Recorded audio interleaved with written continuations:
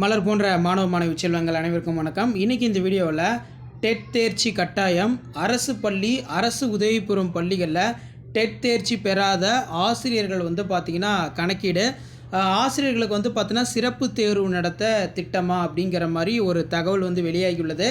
இப்போ ஏற்கனவே பள்ளிக்கல்வித்துறை அமைச்சர் சுப்ரீம் கோர்ட் இந்த மாதிரி ஒரு அறிவிப்பை கொடுத்தாங்க. டெட் தேர்வில் தேர்ச்சி பெறுவது கட்டாயம், அப்படி டெட் தேர்வில் தேர்ச்சி பெறாதவர்கள் பார்த்தீங்கன்னா விருப்ப ஓய்வு இந்த மாதிரி கொடுக்கலாம், வேலையை விட்டு வெளியேறலாம் அப்படின்னு சொல்லியிருந்தாங்க. ஸோ அதன் அடிப்படையில் பார்த்தீங்கன்னா இது தொடர்பாக பள்ளிக்கல்வித்துறை அமைச்சர் அருள்மிகு பொய்யாமொழி அவர்கள் பார்த்தீங்கன்னா ஆலோசனை நடத்தினாங்க, மேல்முறையீடு பண்ணலாமா அப்படின்னு. இப்போ ஆசிரியர்களுக்கு சிறப்பு தேர்வு நடத்த திட்டம் பார்த்தீங்கன்னா இருக்கிறதா சொல்லியிருக்காங்க.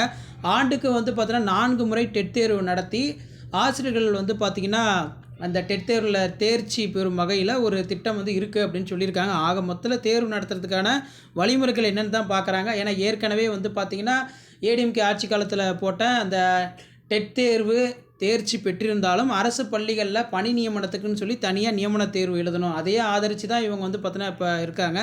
ஸோ அதனால் பார்த்தீங்கன்னா இப்போ சத்தமே இல்லாத பல்வேறு பள்ளிகளில் அரசு உதவி பெறும் பள்ளிகளில் டெட் தேர்வில் தேர்ச்சி பெற்ற ஆசிரியர்கள், தேர்ச்சி பெறாத ஆசிரியர்கள் பார்த்தீங்கன்னா கணக்கீடு எடுத்துகிட்டு இருக்கிறாங்க.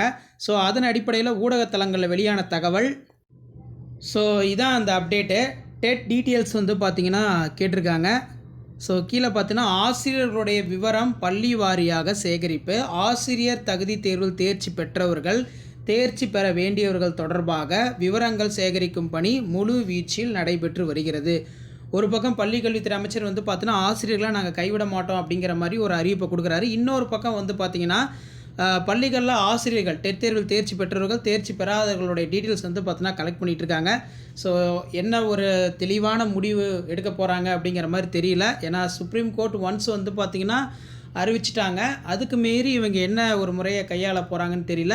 இதில் பார்த்தீங்கன்னா கிட்டத்தட்ட 1.5 லட்சத்துக்கும் மேற்பட்ட ஆசிரியர்கள் பாதிக்கப்படுவார்கள் அப்படிங்கிற மாதிரி கருத்து கணிப்பு வந்திருக்கு. ஸோ இதான் அப்டேட்டு. டெட் ரிலேட்டடாக அப்டேட் தெரிஞ்சுக்கிறது சேனலை சப்ஸ்கிரைப் பண்ணுங்கள். மாணக்கர் கல்வி மலர் யூடியூப் சேனல் சப்ஸ்கிரைப் பண்ணுங்கள். தேங்க்யூ.